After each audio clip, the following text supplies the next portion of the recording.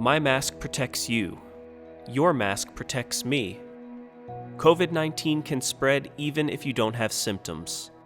Wearing a face covering is the best thing you can do to help stop the spread of COVID in our community. Though you should also practice preventative measures, like frequently washing your hands and maintaining 6 feet of distance from others. These simple acts can save the life of a neighbor, a friend, or a member of your family. We are firefighters, emergency service workers, teachers, nurses, law enforcement officers, and more, and we work hard to keep our community safe. Do your part to protect us. Visit buncombeready.org for local updated COVID-19 information.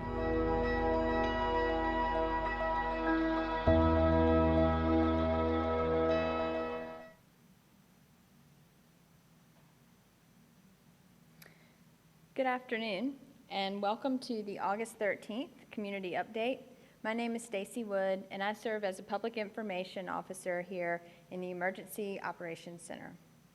This community update is available in Spanish on the Buncombe County Health and Human Services Facebook page, and that can be found on Facebook at BCHHS.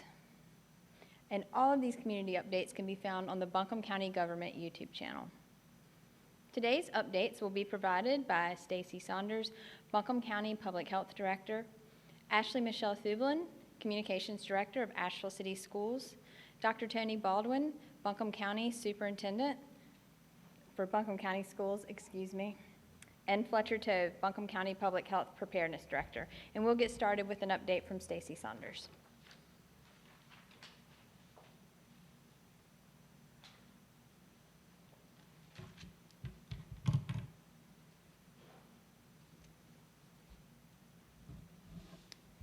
Thank you for joining us today for the community briefing. For those tuning in for the first time, I'm Stacie Turpin Saunders, Buncombe County Health Director. Today I will be presenting our update. For those who are wondering, Dr. Jennifer Mullendor is not in attendance today because she is enjoying some well-deserved, most earned, and no doubt very welcomed time off this week. Over the past week, we continue to see hopeful trends in Buncombe County in some of our important COVID-19 data. Roughly a month ago, we were experiencing an average of 40 new cases per day. In the last couple of weeks, we are hovering around 30 new cases per day. This is a hopeful sign, but must be reviewed with caution since all specimens collected during the most recent period may not have been reported yet. As of noon today, DHHS is reporting 1,965 lab-confirmed cases of COVID in Buncombe County. Sadly, Buncombe County has experienced 52 COVID-related deaths. Another trend we have been following has been the percent of tests that come back positive for COVID-19, also known as the percent positivity. Recent percent positivity published on the North Carolina COVID dashboard shows 7% of the COVID-19 tests performed are coming back positive in North Carolina. This percentage for the state has ranged from 7 to 10% over the last month. In Buncombe County, during most of July, 5% of tests came back positive for COVID-19, which was up from 2 to 3% in June. Over the last couple of weeks, our percent positivity has decreased slightly to 4.5%. These are promising signs that we are seeing a decrease in spread in our community. But in order to continue to see those promising signs, we have to remain diligent and we must stay attentive to the 3 W's and other precautions. Now is not the time to let our guard down. If we want to continue to slow the spread of COVID-19, now is the time to stay committed to our efforts. Please continue to do your part to limit your exposure to others outside your household. And remember to wear, wait, and wash. As a reminder, testing for COVID-19 is available if you have symptoms of COVID or have been in close contact with someone with a confirmed positive test. If you do not have a healthcare provider who offers testing for COVID-19 and you meet criteria to get tested, you can use the state's Find My Testing Site website to find COVID testing near you. There are many places in our county offering testing for COVID-19, including primary care providers, community health centers, urgent cares, hospital systems, and pharmacies. If you do not have health insurance and are worried about the cost of testing, we encourage you to contact your closest federally qualified health center or one of our local clinics that offers discounted fees or programs that cover the cost of testing. These would include Mercy Urgent Care, Range Urgent Care, and Mayheck Family Health Center at Biltmore. You can now also schedule an appointment at one of the county community testing sites. The new screening and appointment process for the community testing site is working well, and we are seeing a reduction in wait times, from the long wait time in line to get the actual test to getting test results back. Here are the steps to get tested at one of the Buncombe County community testing sites. Step 1, complete the Buncombe County self-checker online or over the phone to make sure you should be tested. The Buncombe County self-checker can be found online at buncombeready.org. If you need help completing the self-checker, you can call the Ready team at 828-419-0095 from 8:30 to 5 p.m., Monday through Friday. Step 2, once you complete the self-checker online or over the phone, and your answers indicate that you should be tested, you will fill out a registration form. Step 3, once the registration form is complete and submitted, a representative from the Ready team will contact you over the phone to schedule a date and time for testing. Please do not show up at the sites before making an appointment with a member of the Ready team and receiving your assigned appointment time. This is especially important over the weekend at the Sunday site. If you do not receive a call back from the Ready team, you do not have an appointment yet. Step 4, show up at the testing site on your scheduled date and time and get tested. Community testing sites are available on Sundays at AB Tech, Tuesdays at the Ingalls in Swannanoa, and Thursdays at the Buncombe County Sports Park. Cost is not a barrier to testing at these sites. There is no out-of-pocket cost to the testing. If you have insurance, it will be billed to cover the cost of the test.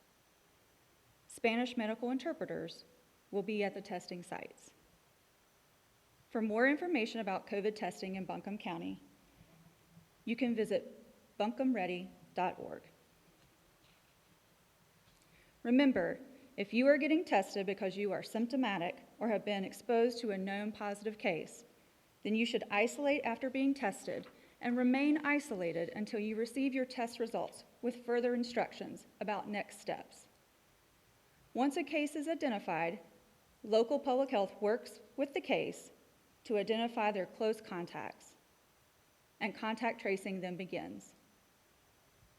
This is the process of contacting individuals who were in close contact of the known positive individual.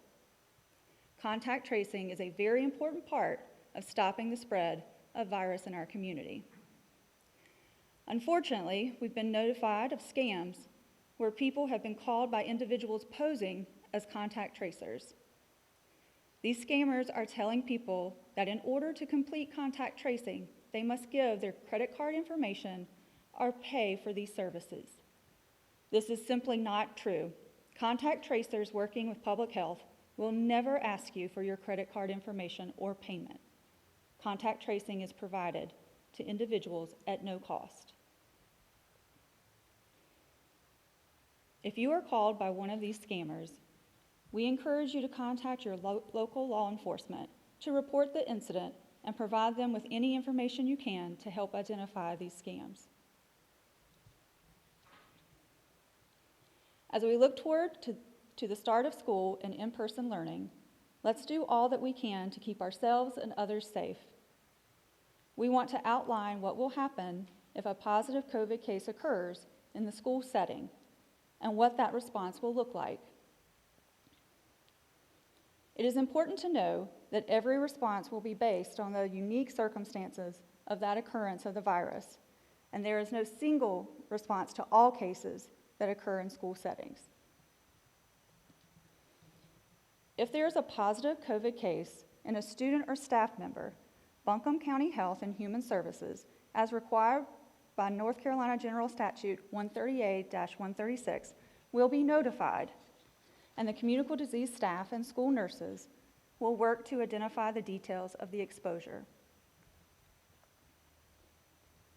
Public Health will begin case investigation, including identifying onset of symptoms and when the positive test result occurred, and will work with the student, the family, and staff to identify close contacts, which means those within 6 feet for a period of 15 minutes or longer. Public Health will take information and determine the extent of possible exposure and will identify actions that need to be taken to contain the spread. The school administrators and school nurse, along with public health nurses, will craft a communication to share with those identified as close contacts.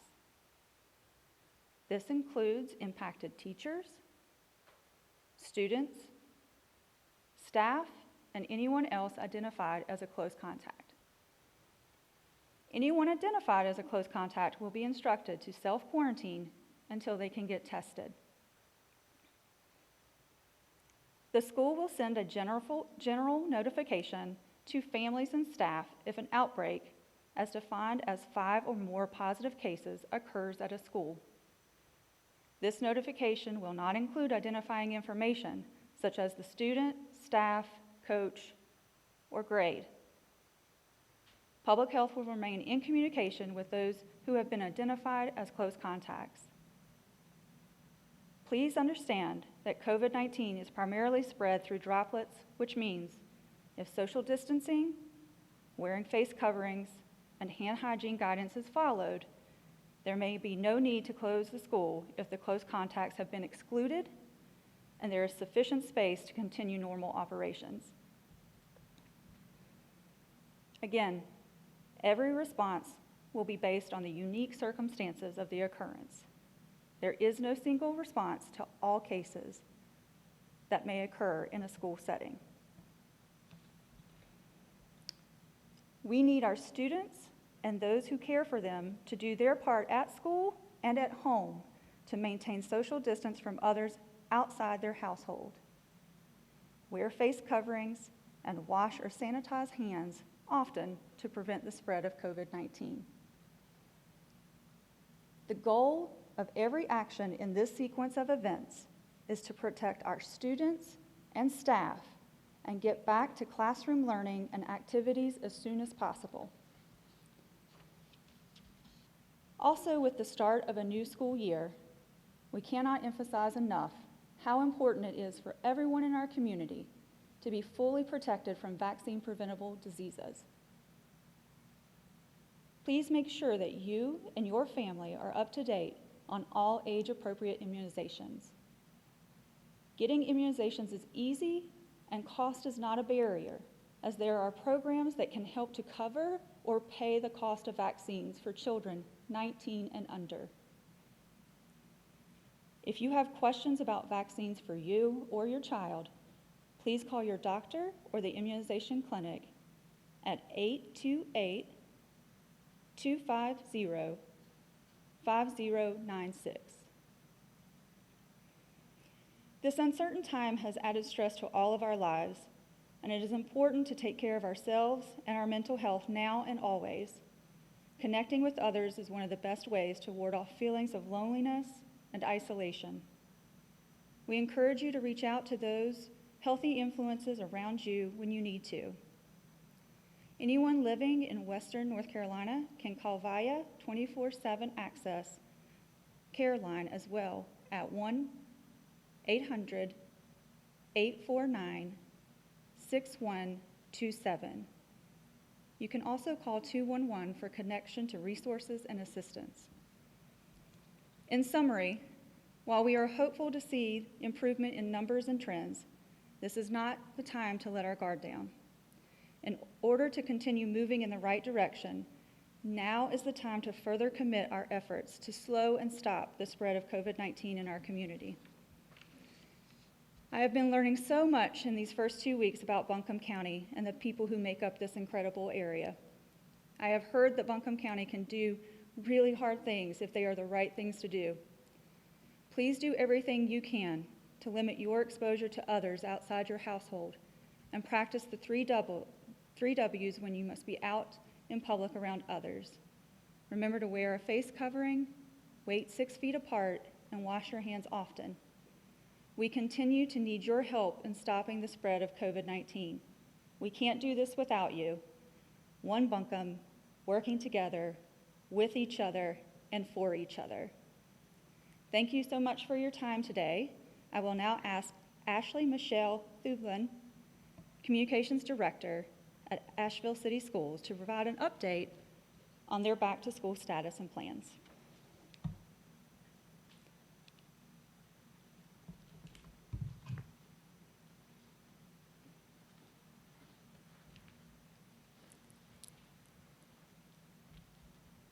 Good afternoon.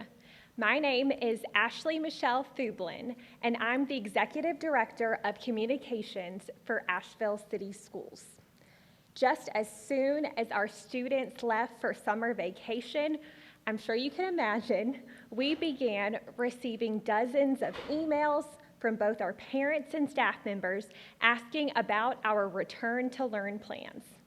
Understandably, I've heard quite a few concerns asking how we're going to keep everyone safe. Without a doubt, this school year is starting unlike any other you and I have ever experienced. However, please know the safety and well-being of our students and our staff members remains our district's #1 priority. In order to do just that, Asheville City Schools believes that Plan C is the best way forward with the fewest negative impacts for our Cougar family. This means that all instruction for students in kindergarten through 12th grade will be delivered remotely with a combination of scheduled online whole class sessions and independent at-home learning. Please understand that this fall's instruction will look quite a bit different from the remote learning that happened in the spring, but one thing I hope that does not change is how understanding, adaptable, and resilient our Cougar family has been. This semester, each day will begin with scheduled instructional sessions for classes in the morning and time in the afternoon for students to complete both individual as well as group work and meet with their teachers for additional support and feedback. If you have a child within our district, more information about your school's daily remote schedule, because each school has a slightly different daily schedule, has been shared by your school's principal. Although our schools will be learning remotely, please know that our teachers will be delivering instruction from their classroom. We have absolutely the best staff, and we want to provide them with the best resources and the safest environment possible. Through parent and staff surveys, it was shared that students are much more engaged when they're receiving whole class sessions from that classroom setting. However, since the spring, we have also received state and local guidance, as well as implemented safety protocols that permit our staff to work on campus. In fact, we've created a comprehensive COVID-19 employee manual, which is intended to be a one-stop shop to answer the numerous questions and concerns that have arisen throughout the COVID-19 global pandemic. Once again, I want to explain that we are beginning with remote learning, but our goal is for our students to begin transitioning to a hybrid model, where some students begin returning to in-person learning as early as the start of our second semester.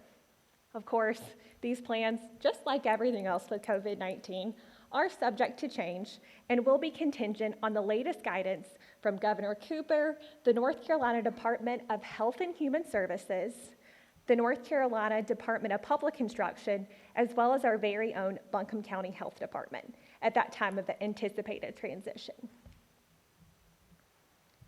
Additionally, I would be remiss if I didn't let you know that our outstanding school nutrition staff, who served more than 140,000 meals this spring and summer, all at absolutely no cost to our families, they're gearing up for our back-to-school food distribution sites.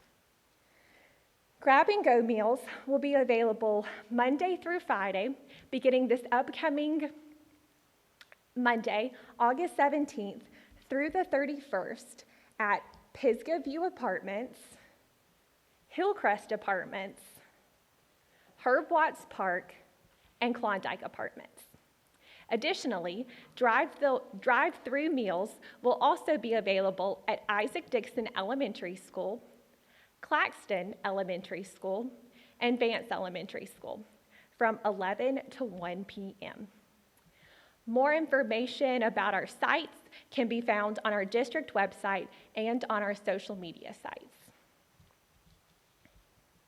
All in all, we know this year is going to require a lot of flexibility, not only from our district staff, but also from our outstanding students and their wonderful parents.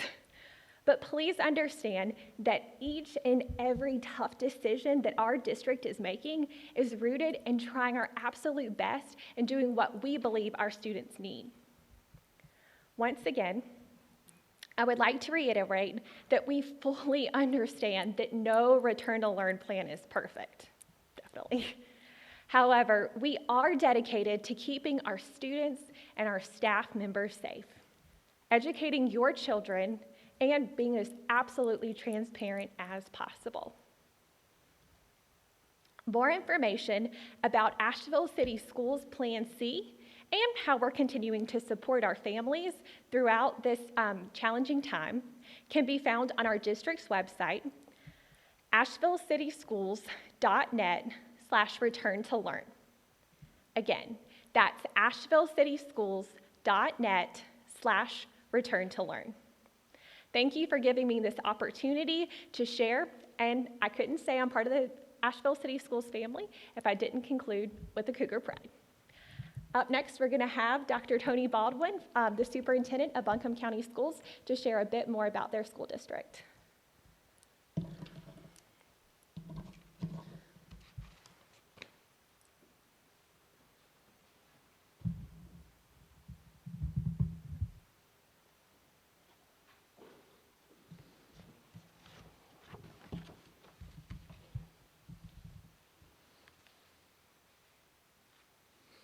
Thank you, Ashley. Good afternoon, everyone. While we remain in unprecedented times, we are excited to welcome back students and staff to the new school year. Our teachers return to their classrooms on Monday of this week, and they will be joined with additional support staff tomorrow. After considerable work this summer, final preparations are being put in place to welcome those students who have opted for Plan B Beyond next week. There are a few important reminders that we want to share with you.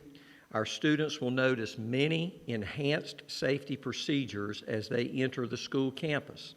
For example, before any student, staff, or visitor enters the building, they must have their temperature taken and register within normal range. In addition, all students, staff, and visitors must wear a face covering while they are in our schools, with limited exceptions, including eating or drinking. Likewise, students will be allowed to take briefly timed face covering breaks, entirely based upon social distancing measures being fully in place. Additional components of health and safety precautions will include frequent hand washing and hand sanitation throughout the day, a rigorous cleaning and sanitation schedule maintained by our custodians and staff. CNAs, or personal care aides, will be stationed at each school and will assist our team of wonderful school nurses. Increased outside airflow will be integrated within the ventilation system of each school building on a daily basis. Hallways, classrooms, and common areas have been marked or arranged for physical distancing. We should note that our classrooms have two different options for social distancing. Our maintenance department has either removed some classroom furniture, so all desks and chairs in the room are at least 6 feet apart. Or, if the furniture remains in the room, students will be seated at least 6 feet apart at all times. Parents and students should reach out directly to their school administrators with any questions or concern. Under our Return to Learn plan, the majority of our Buncombe County school teachers will be working in their classrooms during onboarding and remote learning days. That said, if a faculty or staff member or member of their family has a medical condition that places them at higher risk for COVID-19, individual workplace accommodations will be developed in consultation with their principal and supervisor. Unlike this past March, when our schools were closed under the statewide Phase 1 guidelines, buildings are now open and operating with all the aforementioned safety protocols in place.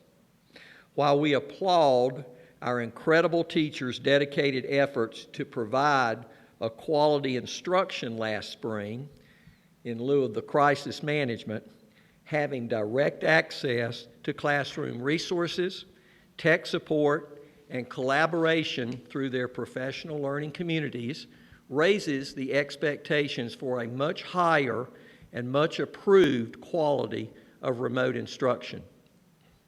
Under our 6-week Plan B and beyond, 40% of our students district-wide who have chosen the remote-only option will receive instruction remotely beginning next Monday, the 17th. For the remaining 60% of our students, they have been placed either in an A or B cohort. Group A students will attend school in person Monday and Wednesday, while Group B students will attend Tuesdays and Thursdays. Grades kindergarten through 8th will be provided this onboarding opportunity for the first week of school on an abbreviated day schedule of 8 o'clock in the morning to 12:30 in the afternoon.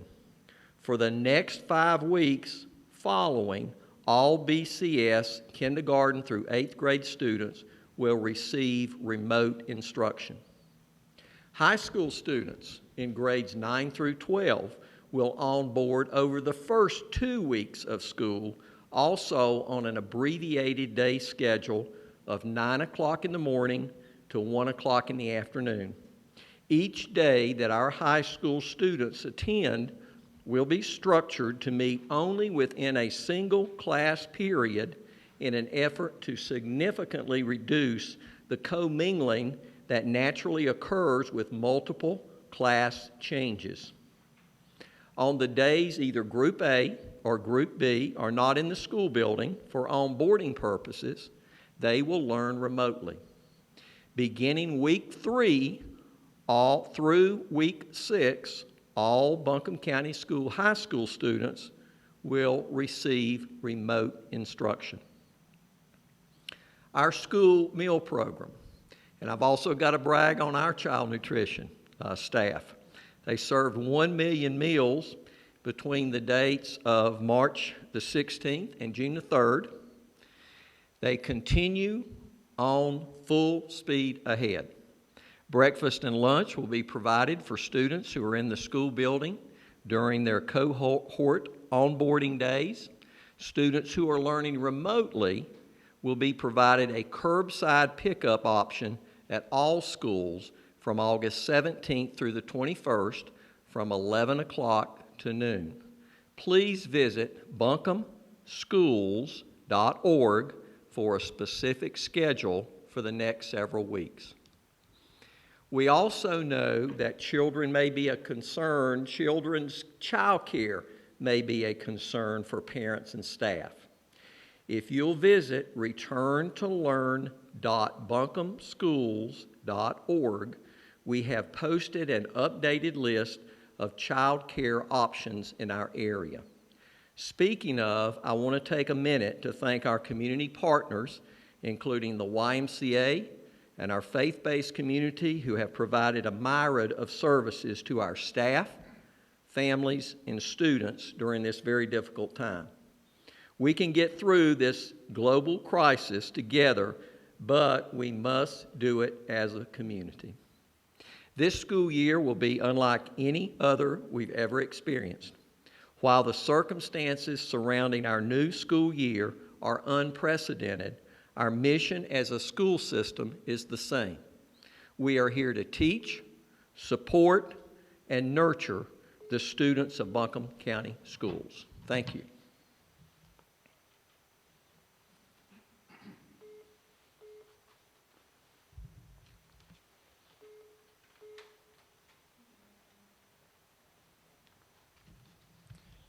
Good afternoon. My name is Fletcher Tove. I'm the Buncombe County Public Health Emergency Preparedness Director. Last week, in response to growing complaints regarding local restaurants not complying with state and local orders, we formed a multi-agency task force to evaluate and assess the level of compliance in the community and to determine whether or not to recommend additional restrictions or requirements on restaurants and breweries. This task force was composed of members of public health, the Sheriff's Department, Asheville Police Department, city fire marshals, and alcohol law enforcement, the ALE. Since last Friday, the task force has assessed 30 restaurants and breweries in downtown Asheville, greater Asheville, and Buncombe County jurisdictions. Overall, observations indicate a high level of compliance and an eagerness to come into compliance wherever a deficiency was identified. The most common non-compliance issues were lack of required signage, and we were able to provide this required resource on the spot. We also saw a failure to post the newly defined maximum emergency occupancy, which is generally set at 50% of normal capacity. There were a few locations that had issues with patrons outside of the establishment for various reasons. We addressed these problems directly with those restaurants and provided ideas and strategies to resolve those issues. We will be following up to ensure that they have been resolved. At all evaluated establishments, we emphasized with management the importance of keeping guests seated at their assigned tables, with a reminder to stay vigilant, especially later at night, to prevent guests from mingling and the establishment from developing into a bar-type environment.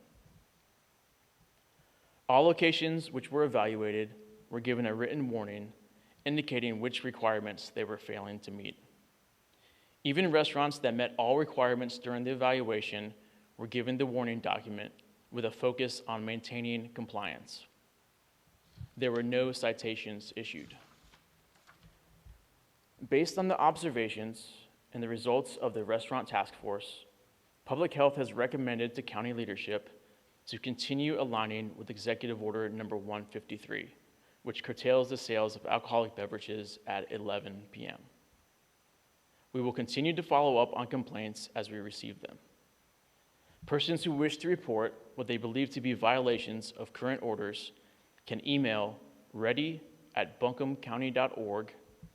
That's READY @buncombecounty.org, or call the Ready team directly at 828-419-0095. That's 828-419-0095. As always, stay smart, stay safe, and let's take this step by step. Thank you.